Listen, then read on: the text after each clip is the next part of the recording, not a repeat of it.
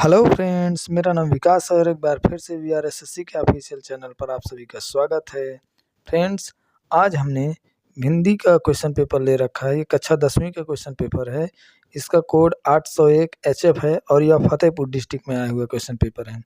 आज हम 1 से 20 तक के इसके सभी क्वेश्चन जो बहुविकल्पी हैं उन्हें हल करेंगे। जैसा आप सभी को पता है कि यह 2 खंड में बटा हुआ है, खंड आ और खंड बा। खंड बा में जो होंगे वो वर्णनात्मक प्रश्न होते हैं और खंड आ में जो होते हैं वे 1 से 20 तक के बहुविकल्पी प्रश्न होते हैं, जिन्हें ओएमआर शीट पर हम गोला भरकर आंसर देते हैं। चलिए आइए क्वेश्चन करते हैं। बच्चों, प्रश्न संख्या 1 देखिए।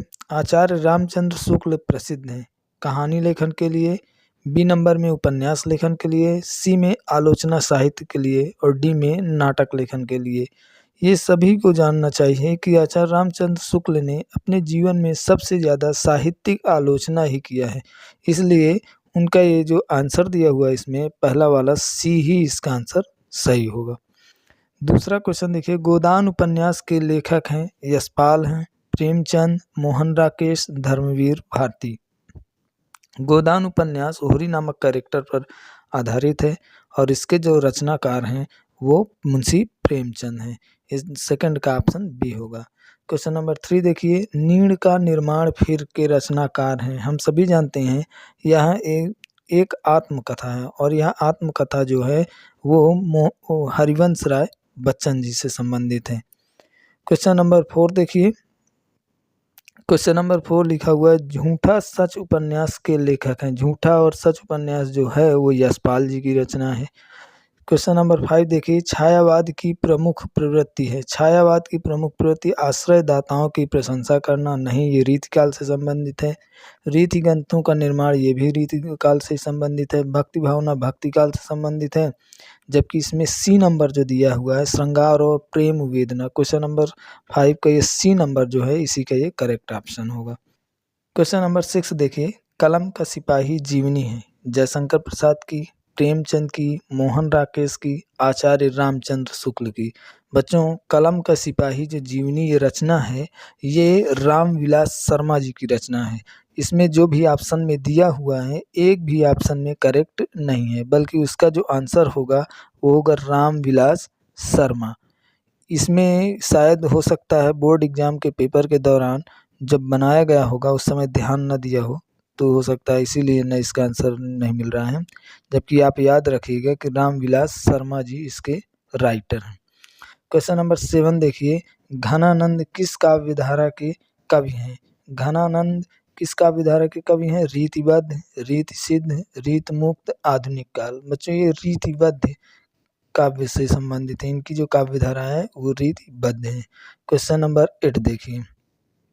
हंस पत्रिका के संपादक हैं। हंस पत्रिका के संपादक हैं मोहन राकेश, धर्मवीर भारती, प्रेमचंद, गुलाब राय। तो बच्चों इसका जो ऑप्शन होगा वो धर्मवीर भारती होगी, यानी कि 8वें का सी नंबर होगा। जहाज का पंचीकृत की विधा है। क्वेश्चन नंबर 9 में लिखा हुआ है जहाज का पंचीकृत की विधा है नाटक, कहानी, उपन्यास, निबंध। जहाज का पंछी एक तरह का नाटक है। क्वेश्चन नंबर 9 का जो ऑप्शन होगा वो ए नंबर होगा। क्वेश्चन नंबर 10 देखिए। तार सप्तक का प्रकाशन किस वर्ष से शुरू हुआ था? ये 1943 से ही शुरू हुआ था और अज्ञेय जी द्वारा शुरू हुआ था 1943। इसका जो आंसर होगा 10 का सी होगा। क्वेश्चन नंबर 11 देखिए। निर्वेद स्थायी भाव है। हम सभी जानते हैं रस टोटल 9 होते हैं, एक 10वां रस भी होता है वात्सल्य, लेकिन उसको कुछ विद्वान मानते हैं और कुछ नहीं मानते, इसलिए निर्वेद भी एक तरह का रस है और इसका स्थायी भाव जो होता है शांत होता है। यानी कि साधु संत जब एक तपस्या की अवस्था में जाते हैं या बिल्कुल शांत अवस्था में पहुंच जाते हैं, वहाँ ये निर्वेद नाम का स्थायी भाव पैदा हो जाता है। क्वेश्चन नंबर 11 का सी नंबर आपका करेक्ट ऑप्शन होगा। क्वेश्चन नंबर 12 पर चलते हैं। पीपर पात सरिस मंडोला में अलंकार हैं। हम सभी जानते हैं यहाँ उपमा अलंकार है, क्योंकि सरिस, सा, समान इस तरह के जब शब्द आ जाएं तो समझ जाना चाहिए कि ये उपमा अलंकार का ही उदाहरण होगा। 12 का ये जो होगा बी नंबर होगा। रोला छंद में चरण होते हैं। रोला हो चाहे सोरठा हो, उन सब में 4 चरण ही होते हैं। इसलिए रोला छंद में कुल चरण होते हैं 4। क्वेश्चन नंबर 13 का बी सही होगा। क्वेश्चन नंबर 14 देखिए, आगमन में किस उपसर्ग का प्रयोग हुआ है?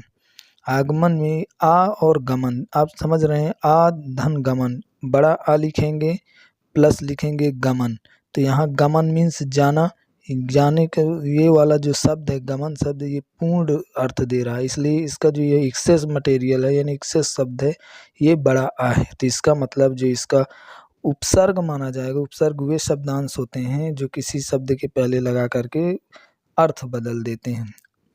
इसका ऑप्शन डी होगा। क्वेश्चन नंबर 14 का ऑप्शन इसमें डी होगा, बड़ा आ इसी का माना जाएगा आंसर। क्वेश्चन नंबर 15 देखिए, क्वेश्चन नंबर 15 में लिखा है भलाई में प्रत्यय है।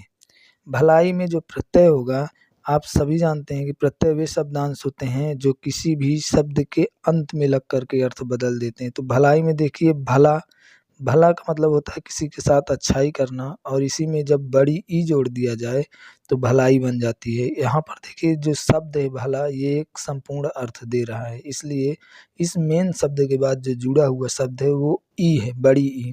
तो इसलिए इसका जो आंसर होगा आपका सेकंड वाला होगा, यानी कि बी नंबर होगा। और बी नंबर में क्या दिया हुआ है? बी नंबर में दिया है बड़ी ई की मात्रा, यानी कि ये पूरी 15 नंबर के सवाल में आपके बड़ी ई आंसर होगा। क्वेश्चन नंबर 16 देखें, नीलांबर में कौन सा समास है? नीलांबर, नीला धन अंबर, यानी कि वह अंबर जो नीला हो या नीले रंग को धारण करता हो, यानी कि कर्म को धारण करता है, इसलिए 16 का जो आंसर होगा 16 का सी नंबर होगा। द्वंद्व समास, दो विरोधाभास वाले शब्द आते हैं, जैसे मैं कहूँ रात और दिन, रात और दिन एक दूसरे से अलग हैं। इसी तरह द्विगु समास है, द्विगु समास वो है जिसमें संख्याओं का पुनरावृत्ति हो या संख्याओं के बारे में जानकारी मिलती, जैसे चौराहा। बहुव्रीहि एक अलग है जो किसी तीसरे के बारे में बात करता है, यानी कि कर्म को धारण करता हो, साथ में किसी तीसरे के बारे में बात किया जाए।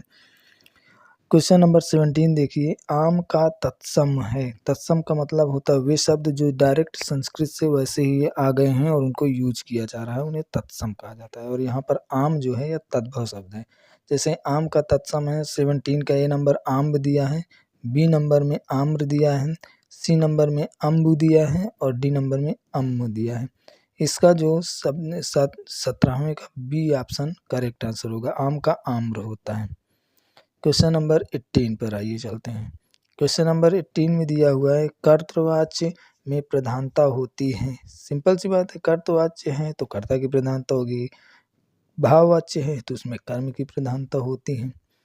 क्वेश्चन नंबर 19 में देखिए, ताभ्य शब्द में वचन और विभक्ति है, तो इसमें कौन सा विभक्ति होगा? क्वेश्चन नंबर 19 का ए में दिया है षष्ठी विभक्ति एक वचन, एक वचन तो ये नहीं होगा, ताभ्य है, इसलिए ये ऑप्शन नहीं होगा। क्वेश्चन नंबर 19 के बी में ऑप्शन सप्तमी विभक्ति द्विवचन दिया है, ये भी नहीं होगा, होगा तो बहुवचन ही होगा, इसलिए षष्ठी विभक्ति बहुवचन, यानी कि यही वाला ऑप्शन आपका सी नंबर 19 का सही होगा।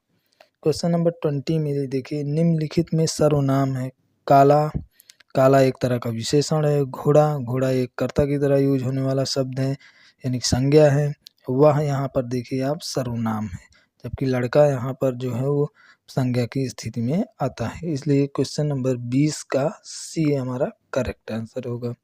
बच्चों, हमने 1 से 20 तक के अपने सभी प्रश्न हल कर लिए हैं। अभी तक आपने देखा कि हमने 1 से 20 तक के सभी प्रश्नों, बहुविकल्पीय प्रश्नों को हल किया। अगले वीडियो में बच्चों हम कौशाम्बी डिस्ट्रिक्ट में आए हुए हिंदी का पेपर पिछले वर्ष का डिस्कस करेंगे। उसमें भी 1 से 20 तक के पहले बहुविकल्पीय प्रश्नों को देखेंगे, इसके बाद उनके वर्णनात्मक प्रश्नों के बारे में जानेंगे कि कौन सा प्रश्न कितने शब्दों की मांग रखता है और किन बिंदुओं की मांग रखता है। इंतज़ार कीजिए अगले वीडियो का, तब तक स्वस्थ रहिए, मस्त रहिए, जहाँ रहिए व्यस्त रहिए। बच्चों, मिलते हैं नेक्स्ट वीडियो में। जय हिंद।